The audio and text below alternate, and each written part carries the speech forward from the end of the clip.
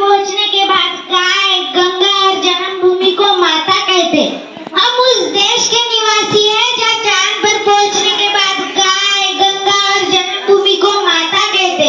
उस देश की दशा क्यों डगमगाने लगी? उस देश की दशा क्यों डगमगाने लगी? जवानी क्यों नशे में लड़खड़ाने लगी?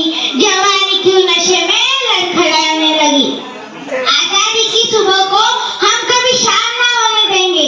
आजादी की सुबह को हम कभी शाम ना होने देंगे। एक बूंद भी अगर लहू बची हो तो भारत माँ के आंचल को नीलाम ना होने देंगे। एक बूंद भी अगर लहू बची हो तो भारत माँ के आंचल को नीलाम ना होने देंगे। मेरा नाम श्री निजा शिवकान्ना संधि। माननीय मुख्य अतिथि, शिक्षकगण और मेरे प्यारे दोस्तों, आप सभी को गणतंत्र दिन की हार्दिक शुभकामनाएं।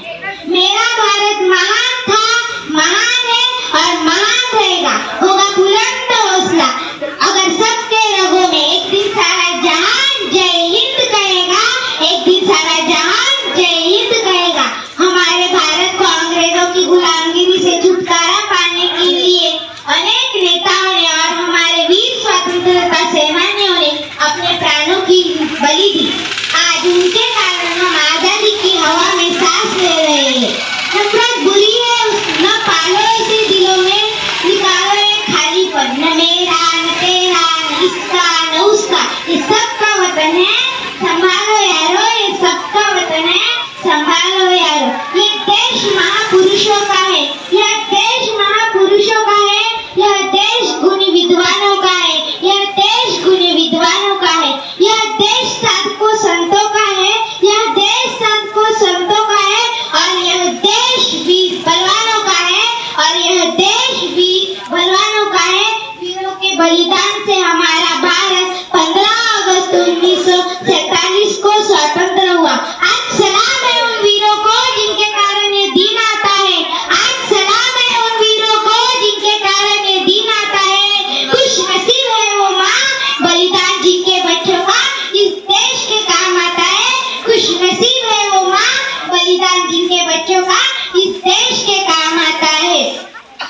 लिख रहा हूँ मैं अनजान जिसका कल आगा जाएगा। लिख रहा हूँ मैं अनजान जिसका कल आगा जाएगा। मेरे लहू का एक एक कतरा इंकलाब लाएगा। मेरे लहू का एक एक कतरा इंकलाब लाएगा।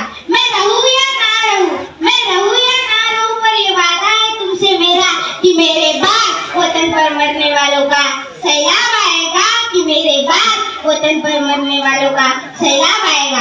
धन्य है वो माता जिसने ऐसा दूध पिलाया था। धन्य है वो माता जिसने ऐसा दूध पिलाया था। जिस उम्र में तुम कर रहे हो हसीनाओं से दिल लगी, जिस उम्र में तुम कर रहे हो हसीनाओं से दिल लगी, उसने देश से दिल लगाया था, उसने देश से दिल लगाया था।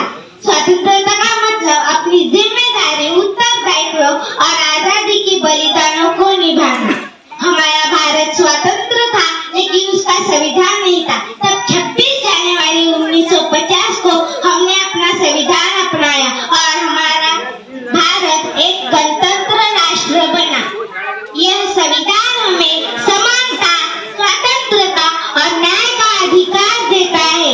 इस संविधान को लिखने के लिए डॉक्टर बाबा साहेब अम्बेडकर को 2 साल 11 महीने और 18 दिन लगे थे। मैं डॉक्टर बाबा साहेब अम्बेडकर के लिए इतना कहना चाहूंगी, बहुजनाचा तो तलवार होऊन गेला, बहुजनाचा तो तलवार होऊन गेला, अन्यायाविरुद्ध प्रहार होऊन गेला, अन्यायाविरुद्ध प्रहार होऊन गेला।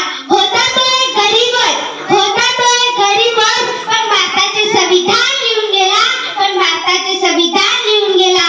जग खूप घडवीत होते त्याला, जग खूप घडवीत होते त्याला, पण तो एक जगाला घडून गेला। वर्गाच्या बाहेर बसूनही भारताचे संविधान लिहून गेला, वर्गाच्या बाहेर बसूनही भारताचे संविधान लिहून गेला। संविधान अपनाया और लोकतंत्र की दिशा में पहला कदम बढ़ाया। यह संविधान हमें कर्तव्य का पालन और अधिकारों का सम्मान करना सिखाता है। पर आज हमारे भारत में अत्याचार, बलात्कार, भ्रष्टाचार, बाल गुनहगारी, विनय भंग और व्यसनाधीनता ऐसी अनेक समस्या बढ़ती जा रही है।